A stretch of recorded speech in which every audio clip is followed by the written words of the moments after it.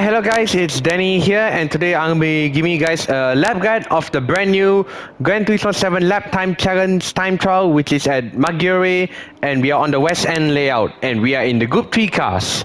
So for this lap guide, we actually use the Toyota Supra, although a lot of cars are pretty good for this combo, and we spent a lot of time with it, and we managed to get down to a sub 51-second lap time.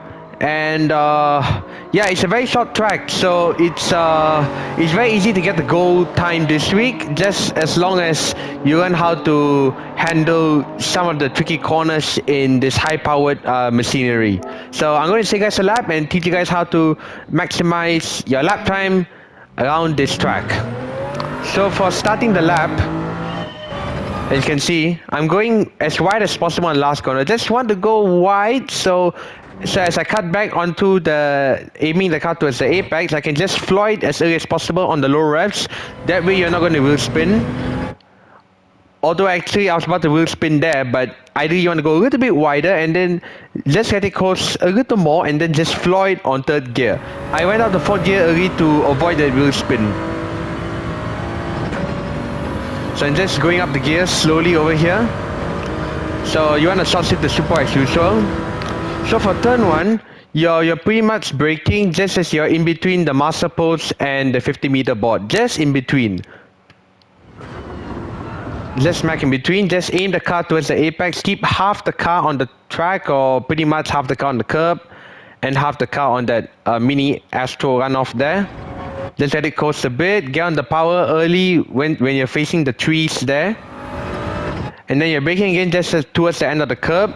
Just let it coast for a bit and just let the revs keep on going. And then you exit this corner in fourth gear. And then you floor it when you feel the grip is there. Do not run on the orange curb like you would do in Group 4 or road cars. You unsettle the Group 3s because the Group 3 ride height is very low to the ground. So if you put your car on that orange sausage curb, you're going to spin out. So let's stick to the track as much as possible. Steer smoothly, gently to avoid understeer. So your next braking marker is pretty much when you're neck and neck with the last braking marker on the right, pretty much the 50-meter board. So trail braking here, applying a little bit of brakes just to let the car rotate into the corner, down to second gear for extra rotation.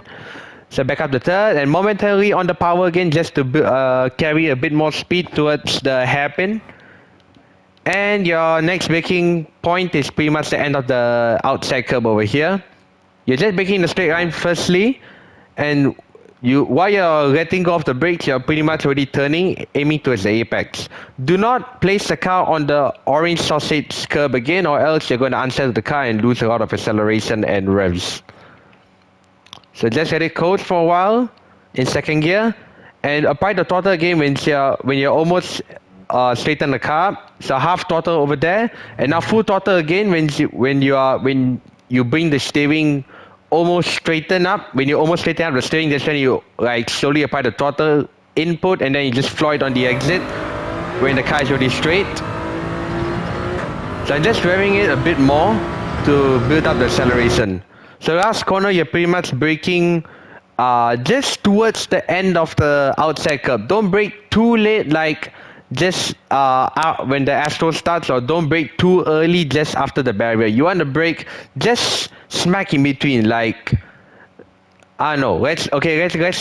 So let's say on the advertisement board on the right, or that container on the right. Hard to see, but that should be your rough braking point on for the last corner over here on this West End layout. So just braking in a straight line first, angle the car a bit. So up to third gear, and then just floor it on third gear. Do not ride the inside curbs there and floor it, or because the grip there is quite low and you spin out. So just avoid cutting the last corner too much.